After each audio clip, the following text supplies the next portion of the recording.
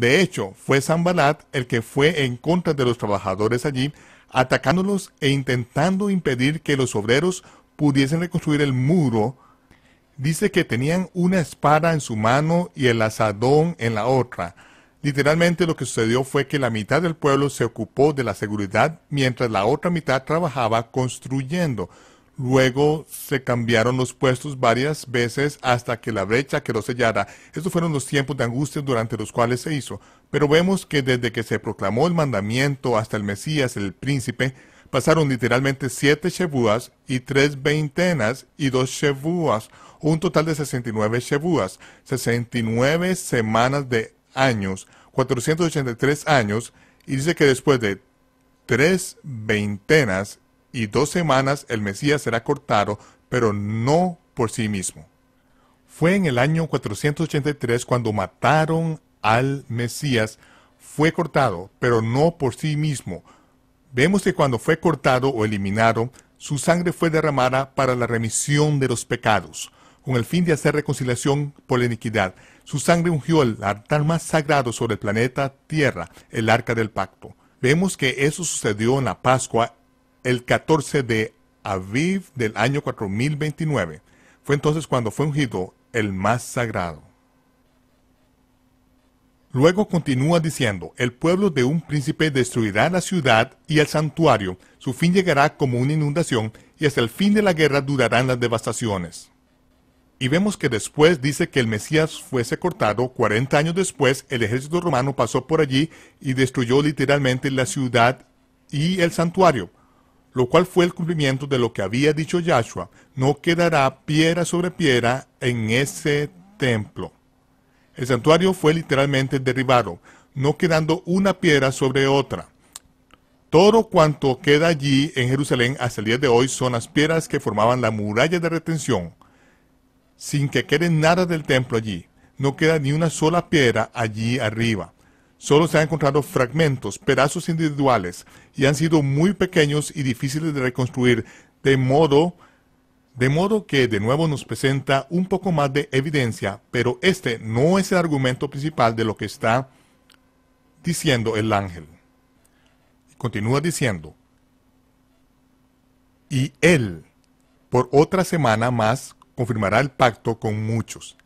Y él, la pregunta es, ¿quién es el él que confirmará el pacto con muchos durante una semana? La palabra él es un pronombre relativo y está relacionado más de cerca con el nombre. Esto es cierto en español y en hebreo, de manera que la pregunta es, ¿quién es el él que confirmará el pacto? Porque este pacto es parte de lo que se tiene que describir dentro de todo el esquema de lo que el ángel Gabriel ya había indicado. Nos hallamos ahora en el argumento principal, y él confirmará el pacto con muchos por una semana. ¿A quién se refiere al decir él? Él está relacionado con el Mesías, que fue eliminado, pero no por sí mismo. Es el Mesías. Al ser cortado, por así decirlo, la sangre brotó de su costado, cayendo por la grieta del terremoto, a través de 20 pies de la roca firme para ir a parar al interior del sarcófago de piedra roto que hacía miles de años que Salomón había colocado allí adentro. 500 años después de Salomón, Jeremías ocultó el arca del pacto allí tras haberla sacado en secreto del monte del templo, haciendo uso del sistema del elevador hidráulico de piedra de arena que Salomón había construido en el templo, introduciéndolo por los pasadizos subterráneos bajo el monte del templo, a través de las canteras de Salomón, bajándolo por el pasillo en la cueva en la que Salomón había colocado un sarcófago de piedra 500 años antes. Jeremías lo ocultó, y 500 años después, cuando Yahshua, colgando de la cruz, en su declaración final clamó a gran voz diciendo, consumado es. E inclinó la cabeza, la tierra tembló, las piedras hicieron que se abriese la tierra. Ese terremoto hizo que se abriese la parte superior de la caja de piedra, y cuando le atravesaron el costado, la sangre y el agua cayeron en su costado y fueron a parar a la parte este del arca del pacto. Ese es el altar que Dios preparó para su Hijo y que fue preciso que pasaran 1000 años para que fuese perfecto. Lo colocó justo allí, debajo del mismo emplazamiento en el que un tiempo Abraham construyó el altar de piedra y ató a su hijo Isaac sobre los leños del sacrificio. Dios proveyó un carnero de 1 año de edad como sustituto en ese momento, como sombra de una figura, porque miles de años después, el Hijo de Dios habría de ser sacrificado al ser clavado en el madero del sacrificio encima de un altar de piedra que Dios había preparado para su Hijo.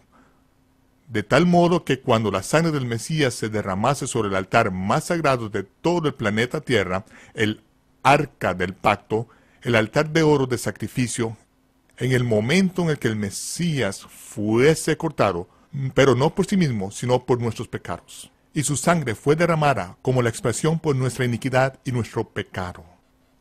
Y es Él, el Mesías, quien confirmará ese pacto. Recuerda que Él cogió la copa y dijo, ese es el nuevo pacto en mi sangre, que será derramada en remisión por el pecado. Pocas horas antes de que pasase, ¿cuál fue el pacto que se hizo por medio de la sangre del Mesías antes de que fuese cortado? Fue el nuevo pacto en su sangre.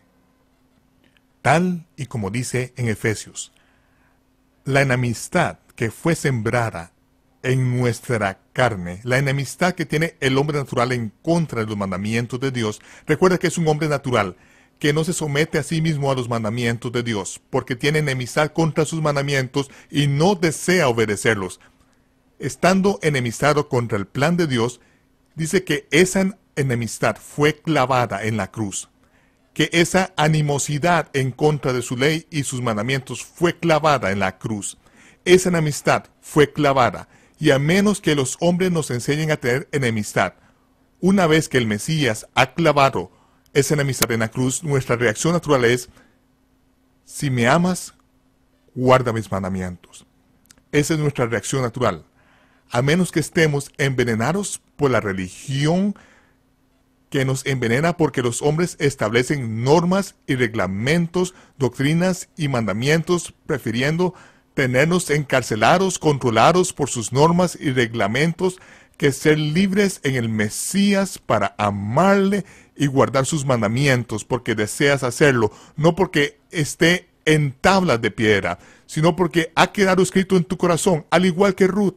La Torá quedó escrita en el corazón de ella, que deseaba amar y de obedecerla, y debido a que estaba en su corazón, siendo en esta condición de su corazón, su pariente redentor tomó una esposa de entre los gentiles. Ella no deseaba discutir con él, no deseaba tener enemistad, sencillamente quería amar y formar parte del plan de Dios. El nuevo pacto quedó establecido en su sangre, y es preciso describir ese pacto en el contexto de todo lo que ha realizado dentro de las 70 Shevuas. Volvamos de nuevo a ver lo que dijo el ángel Gabriel al principio mismo. Han sido determinadas 70 semanas sobre tu pueblo y sobre tu ciudad santa, para poner fin a su transgresión, para poner fin a los pecados, para hacer reconciliación por la iniquidad, para introducir la justicia eterna, para sellar la visión en la profecía y para ungir al más sagrado. Como vemos, la justicia eterna no es parte de nuestra experiencia actualmente, pero podemos ver lo que sucedió al ser cortado el Mesías cuando se efectuó la reconciliación por la iniquidad. Sabemos que fue entonces cuando su sangre ungió al más sagrado. Cuando su sangre ungió al más sagrado, es decir, cuando se introdujo el nuevo pacto y fue pagado por su sangre. Fue entonces cuando fue ungido el más santo, a pesar de lo cual vemos que Él confirmará el pacto con muchos durante 1 semana. Hemos visto que desde que se estableció el mandamiento hasta que sea cortado el Mesías, el príncipe, pasan 483 años o 69 Shevuas. Entonces vemos que queda una Shevua, según dijo el ángel, queda una Shevua, ¿verdad? Un periodo de 7 años es lo que queda cuando empieza y acaba ese periodo de 7 años. Vemos que el pronombre relativo él tiene que ver con el nombre más cercano, que es el Mesías, que es cortado pero no por sí mismo. Pero al principio de la década de los 70, un autor americano de profecía bíblica escribió que él se refería al príncipe que vendrá, aunque su libro ha sido revisado al menos 20 veces para corregirlo según lo que no sucedió. Muchos aún creen que él sería el príncipe que ha de venir, pero